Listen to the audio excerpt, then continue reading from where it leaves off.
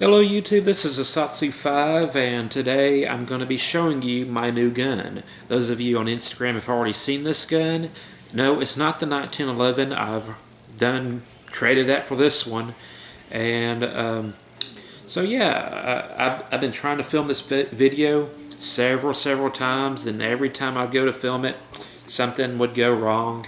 So this is my new gun. It is a Beretta. But it's not a 92. No, it's way too small to be a 92, even for the 92 compact. This is the Beretta. I don't know how good the lighting is. It's the Beretta 84 Cheetah. Nothing in the chamber. 2 pieces. 3 pieces. Back to 2 pieces.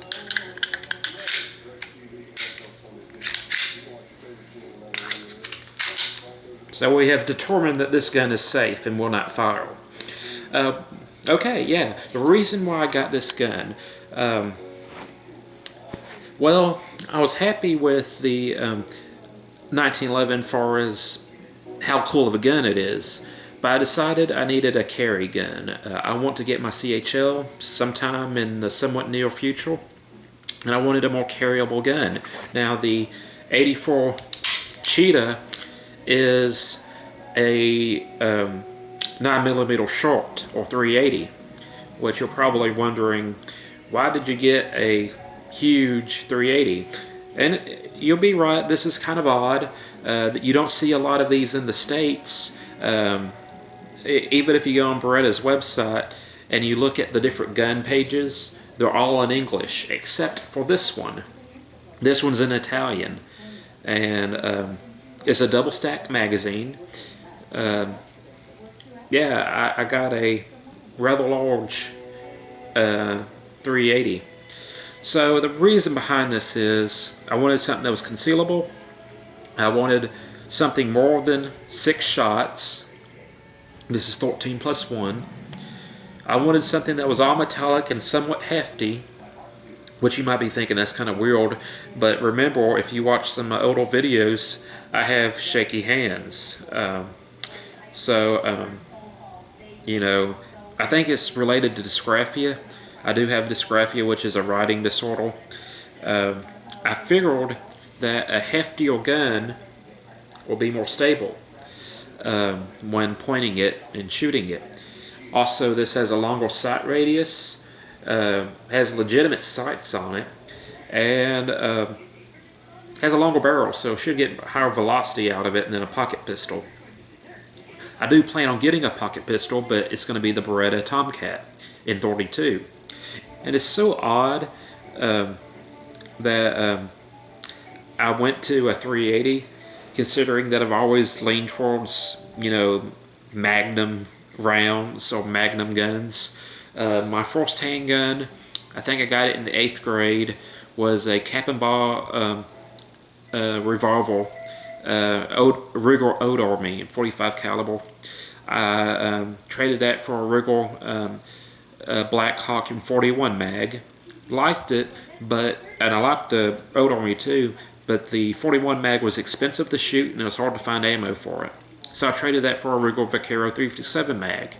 Then I traded that for Colt Trooper 357 mag, which I shot my first, or hunted my first deer with that handgun, it was my first handgun kill. I'll get into that story later. I'm starting to do the thing, and it's hard for me to stop when I start.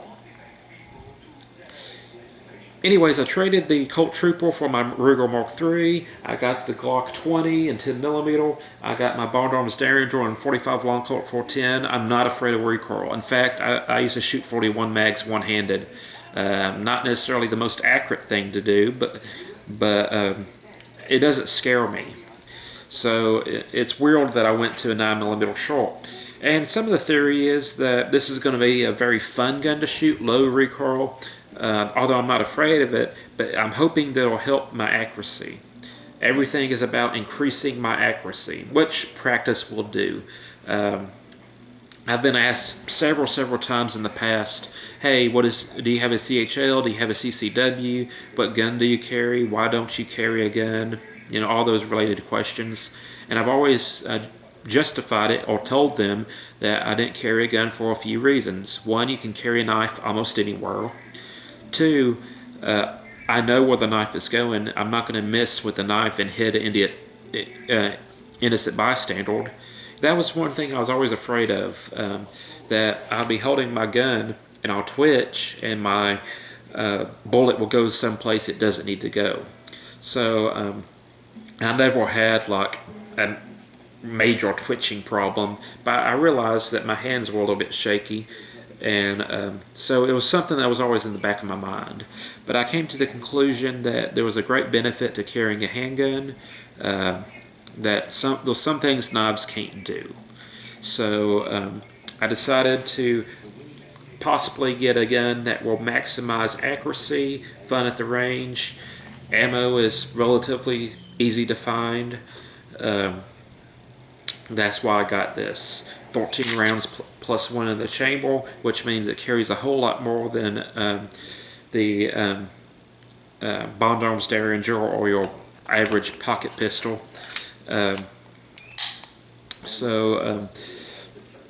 Yeah, that's another thing. I can with the license, I can legally carry the Bond Arms Derringer very comfortably. There's an awesome sheath for it, and it's a suitable caliber, 45 long Colt 410. But I've always wondered, well, it's a cool gun. I love it. It will make a big hole, but what if there's 3 people? Hopefully the third one would run off. So that's why I wanted a little bit higher magazine capacity. That's why I got the Beretta.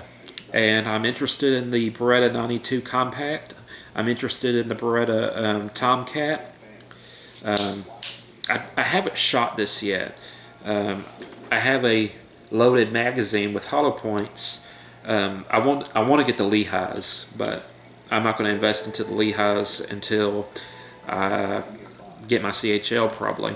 But I got a loaded magazine, but I don't keep a loaded magazine in it because I haven't shot it yet. So I haven't broke it in. I played with it a lot, but I haven't broke it in. I haven't put lead on steel or paper. So I'm not really relying on this as my nightstand gun. I got my Bond Arms Derringer, which I've shot many times. It's bulletproof. It's going to work every time. I got my Glock 20, which I really don't want to use, but it's there. I got buoys, tantos, something that's kind of like a wakizashi, tomahawks. I got a lot of weapons everywhere, so there's going to be something I can grab if I need to. Got my first drug test today, working at the school, and that was interesting. I won't get too much into that. Let's see, I filmed this video so many times I can't remember what I said in which video. That was that again. I hate that. I hate it. Yeah, haven't shot it yet. I don't want to take it to a public range and pay to shoot it. I want to take it to my friend's house when the weather dries and shoot it for free at his house. And I got some ammunition to give to him, so it kind of works out. That's my new gun.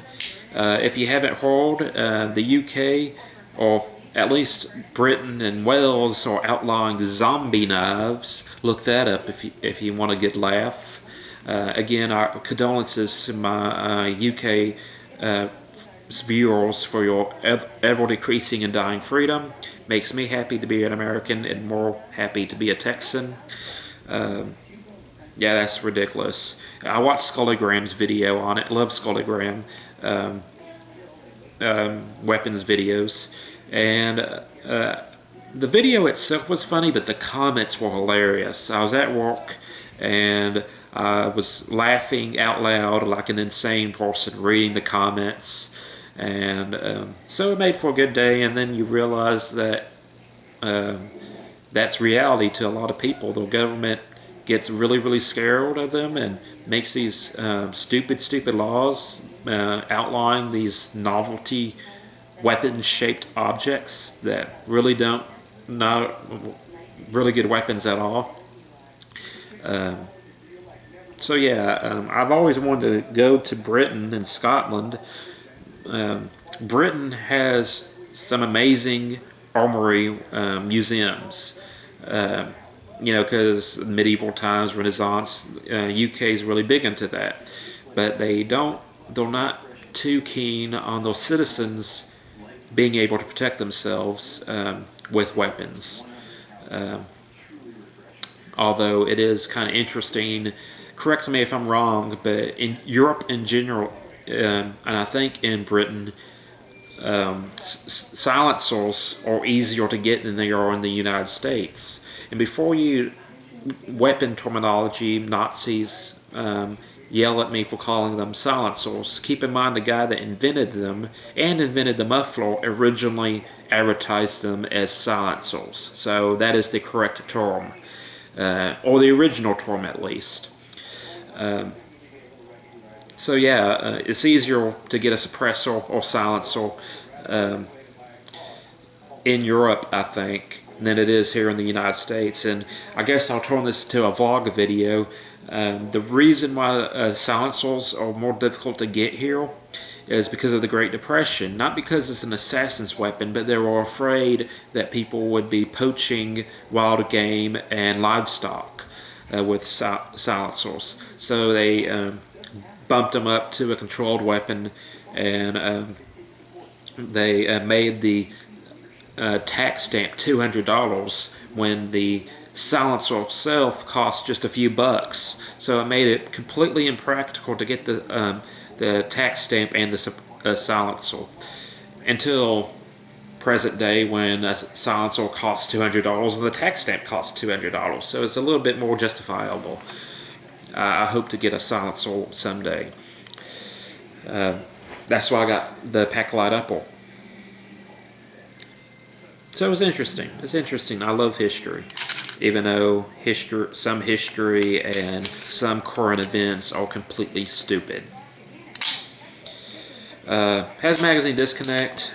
Very easy to, if you press the button, take the slide and barrel off. I will talk about this in the review, but this guide rod is a bitch.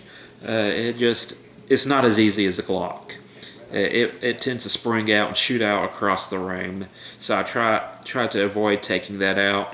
Even though I haven't shot it, I have played with the gun several times, and I am somewhat familiar with it. Magazine disconnect. It's single double action. I always thought Beretta was cool.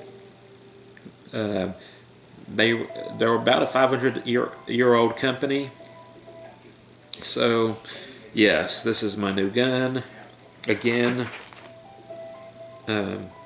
sorry for people living in the UK and surrounding areas that have very crap knife laws. I'd really like to visit your country. I don't hate your country. I just don't like the people running it. And I feel that I'm very unwelcome there. I'd be a fish out of the water. And I'll tell you a story real quick. Make this a vlog video. One time I had this British guy making fun of me for some reason on YouTube. And I got mad, and he was making fun of me in the United States, and I told him, well, my country's better than your backwards country. And this other viewer from the UK got very upset with me and threatened to unsubscribe, and I apologized to him. I shouldn't say that stuff out of anger. But really what I meant by the comment was that, compared to America, the way I see it, you have such limited freedom there, and to me that's backwards. anytime something happens in the UK, they have to make a law that bans something that they don't really understand. And it's interesting if you look at the bullet points. I read this on the BBC website, and it's on Telegram's YouTube channel as well. That they said this is the guidance from the Metro Police on zombie knives. They take no specific shape or form, but they're intended to shock.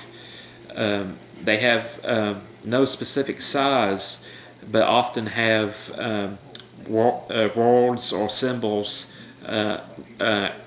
on them, and they're very ornate. They're extremely dangerous due to their size, but they just got finished saying that they have no specific size or shape or form. And they say that they're sold in some shops and on the internet as collector's items. So it's weird that they'll ban something that they can't even define by law, because their description of what a zombie knife is so vague. Oh yeah, I forgot to add, it may or may not have serrations. So yeah, how do you enforce a banned weapon law when you don't even know what weapon you're banning? So the police has all the discretion there, or you could have just a UKPK that's toxic green and potentially be arrested for it, according to their law. But I also saw a similarity between those kind of laws and some American laws. We can legally own and use Bowie knives in Texas. If you're hunting, camping, you can have a Bowie knife, or if you're at home, you can have a Bowie knife, and you can use a Bowie knife if you're at home, hunting, camping, fishing, whatsoever, or whatever. But you can't legally walk around like in Walmart in public with a Bowie knife. Well, what is a Bowie knife? Historically, Bowie knives came in all different shapes and sizes, anywhere from 5 inches all the way up to 26 inches. They were clip point, they were double edge, they were spear points, drop points. Some of them had a serrated back edge, not a false edge in the sense that you might think with most Bowie knives. But where was the knife? I have a knife close by. The clip wasn't serrated, which normally the clip is what we're referring to as a false edge, but it's still technically a false edge, what I'm talking about. But the spine was almost fully serrated, kind of like the Spyderco Royal. Yes, they had those back in the 1800s. So they come in all different shapes and sizes, but yet you're going to ban a Bowie knife from being carried. But there was no definition for what a Bowie knife is. It's an enigma, shrouded by legend and a history, and we don't fully understand it because it's so vague and so broad. So I found that interesting. Then, do I have it nearby? Yes. Stilettos are illegal to carry. But what is a stiletto? Is this a stiletto? Well, it's not a switchblade. It's legal length. It's 4 inches, it's not double-edged, and it's a cut and thrust weapon. The historical stiletto did not have a cutting edge on it. It was cruciform, diamond. It had no cutting edge on it. It was basically an ice pick, and it was purely for stabbing. So which stiletto are they talking about? Are they talking about the 1950s style stiletto? Are they talking about the switchblade with this shape on it? Or are they talking about the historical stiletto that, is not actually a knife? Or are they talking about the shoes? So, I thought it was interesting reading about the zombie knife ban. I think it's stupid, but someone said these knives have no place in our society, and they encourage and glamorize violence. I was like, yeah, well, so does James Bond. So, that's a bad argument. I do agree they don't belong in our society, not because they're so intimidating or so much of a dangerous weapon. It's because they're such a horrible weapon, and they're horrible knives in general, and they're poor quality. So that's why I don't like them. How did this get to be about my Beretta and all, about knives? So anyways, one last look at the gun. Unloaded.